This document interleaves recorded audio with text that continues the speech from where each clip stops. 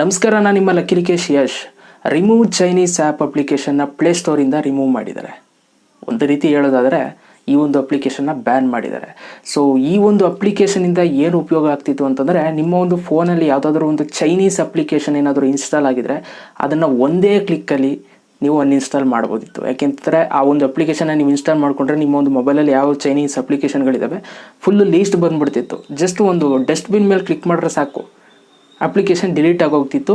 So ಈ ಒಂದು ಅಪ್ಲಿಕೇಶನ್ನೇ ಇವಾಗ ಪ್ಲೇಸ್ಟೋರಿಂದ ತೆಗೆದುಬಿಟ್ಟಿದ್ದಾರೆ. ಅಂತಂದರೆ ರಿಮೂವ್ ಚೈನೀಸ್ ಆ್ಯಪ್ ಅನ್ನೋ ಒಂದು ಅಪ್ಲಿಕೇಶನ್ನೇ ಪ್ಲೇಸ್ಟೋರಿಂದ ತೆಗೆದುಬಿಟ್ಟಿದ್ದಾರೆ. ಯಾಕೆ ತೆಗೆದಿದ್ದಾರೆ ಅಂತ ನೀವು ನನ್ನ ಕೇಳೋದಾದರೆ, ಸದ್ಯಕ್ಕೆ ಬಂದಿರೋ ಮಾಹಿತಿ ಪ್ರಕಾರ ನಾವು ನೋಡೋದಾದರೆ ಈ ಒಂದು ಅಪ್ಲಿಕೇಶನ್ನ ಜಸ್ಟ್ ಎಜುಕೇಷನಲ್ ಪರ್ಪಸ್ಗೋಸ್ಕರ ಮಾತ್ರ ಕ್ರಿಯೇಟ್ ಮಾಡಿದ್ದು.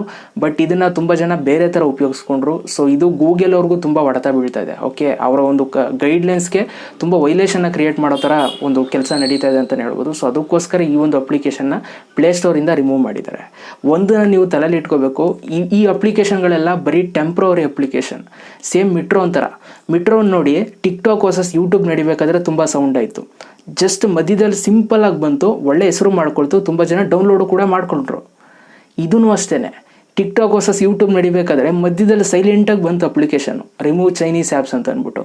ಸೊ ಸೈಲೆಂಟಾಗಿ ಬಂತು, ಸೈಲೆಂಟಾಗಿ ಹೊಂಟಾಯಿತು. ನೋಡಿ, ಇವೆಲ್ಲ ಟೆಂಪ್ರವರಿ ಅಪ್ಲಿಕೇಶನ್, ಟೈಮಿಗೆ ತಕ್ಕಂಗೆ ಮಾತ್ರ ಬರ್ತವೆ ಅಪ್ಲಿಕೇಶನ್ಗಳು.